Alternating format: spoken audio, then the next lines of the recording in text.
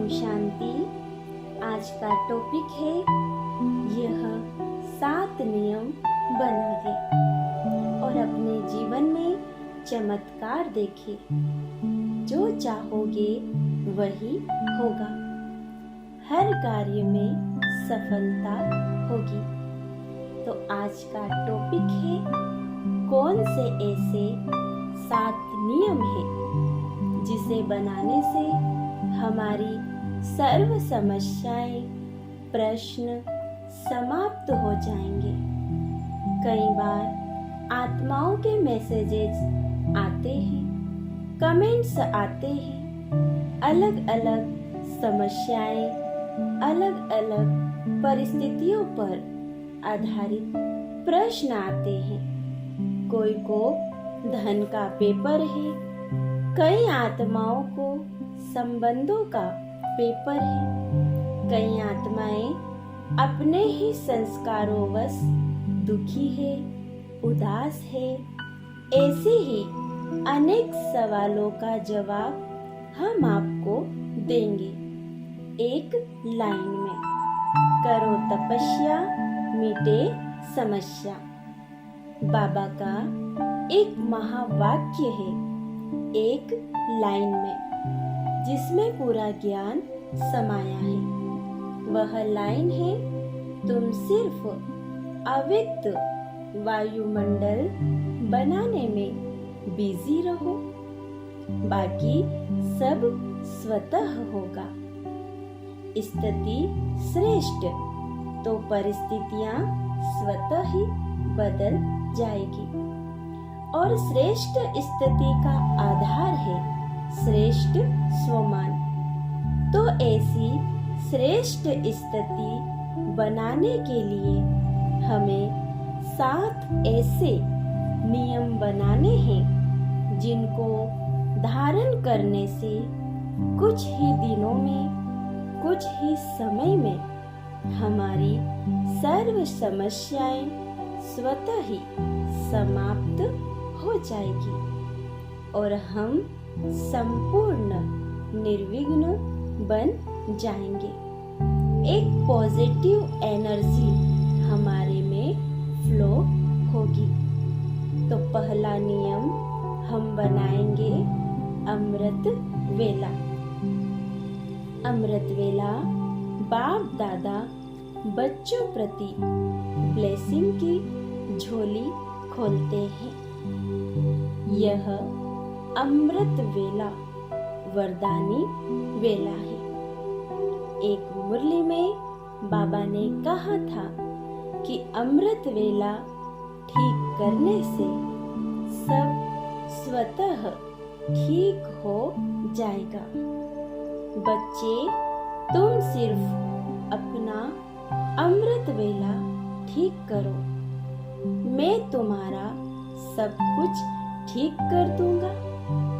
अगर हम अमृत वेला अच्छा योग करते हैं, एकाग्रचित होकर अच्छी स्थिति बनाते हैं, तो वह स्थिति दिन भर रहती है और परमात्मा शिव बाबा की ब्लेसिंग मिलने से हम स्वतः ही निर्विघ्न बन जाते हैं और हमारी सर्व समस्याएं, सर्व नेगेटिव परिस्थितियां स्वतः ही समाप्त हो जाती है। तो इसी प्रकार हम दूसरा नियम बनाएंगे, ज्ञान मुरली सुनना या पढ़ना। अमृत वेले के बाद सुबह जब भी समय मिले, 6 बजे, 7 या 8 बजे हमें बैठकर अच्छी योग युक्त स्थिति बनाकर मुरली सुननी है या पढ़नी है। हमें दिन में बीच बीच में मुरली के पॉइंट्स रिवाइज करने हैं। जो भी मुरली की अच्छी पॉइंट मिले, 2 या 3 पॉइंट आप नोट करके रख दें और और बीच बीच में वह रिवाइज करे। यह ज्ञान एक शक्ति है और यह मुरली एक संजीवनी है। जितना हम इस ज्ञान मुरली का मनन करेंगे तो हम स्वतः ही शक्तिशाली बनेंगे। इसी प्रकार हम तीसरा नियम बनाएंगे। सारे दिन में जो भी आत्माएं हमारे संपर्क में आती है, हमें उनके प्रति शुभ भावना और श्रेष्ठ कामना रखनी है, जिसे हम कह सकते हैं सर्व प्रति आत्मिक दृष्टि बनाए रखनी है। सर्व आत्माओं का अपना अपना रोल है, तो कोई आत्मा हमारे प्रति नेगेटिव भाव भी रखे तो भी हमें उनके प्रति शुभ भावना ही रखनी है। हमें बस दुआएं ही देनी है। जैसे बाबा ने मुरली में कहा था, और कुछ नहीं करो, दिन भर दुआएं दो और दुआएं लो। इससे हम स्वतः ही निर्विघ्न बन जाएंगे। इसी प्रकार हम चौथा नियम बनाएंगे कि कर्म करते करते बीच बीच में हमें अशरीरी बनने की प्रैक्टिस करनी है। अशरीरी प्रैक्टिस बीच बीच में करने से हमारे संकल्पों की स्पीड स्वतः ही कम होती जाएगी, जिससे हमारे संकल्पों की बचत होगी और हमारी स्थिति शक्तिशाली बनेगी। हम यह अभ्यास अपने समय अनुसार कर सकते हैं या जो ट्रैफिक कंट्रोल के टाइमिंग है उस समय भी कर सकते हैं। इसी प्रकार से हम अब पांचवा नियम बनाएंगे। भोजन और पानी योग युक्त होकर स्वीकार करना। बाबा ने मुरली में कहा है, भोजन योग युक्त होकर बनाना और योग युक्त होकर उसे स्वीकार करना।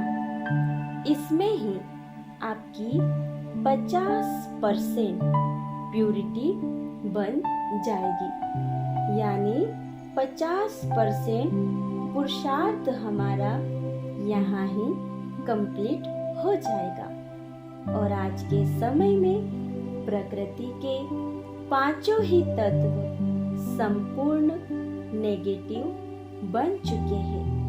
इसलिए जो भोजन हम स्वीकार करते हैं, हमें संपूर्ण परमात्म याद में स्वीकार करना है, जिससे हमें शक्ति मिलेगी और हमारी स्थिति योग युक्त बनेगी।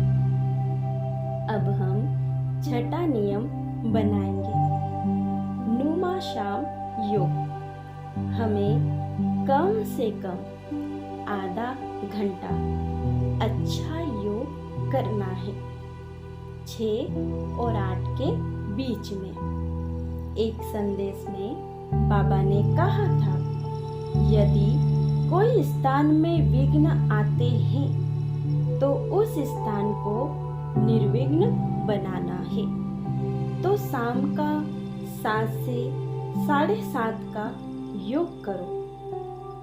इस समय योग करने से सर्व विघ्न, सर्व समस्याएं स्वतः ही समाप्त हो जाएंगे।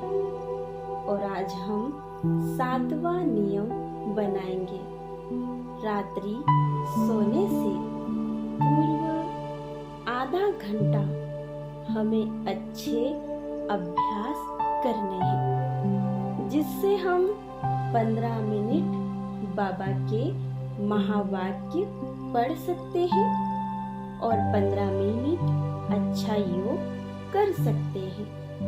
इस योग में हमें बाबा को पूरी दिनचर्या का पूरा मेल बताकर उन्हें सब कुछ समर्पण करना है। सब कुछ अर्पण कर संपूर्ण निश्चिंत अवस्था बनानी है। इस रात्रि के सोने पूर्व योग की धारणा बनाने से हमारा अमृत वेला स्वतः ही शक्तिशाली बनेगा।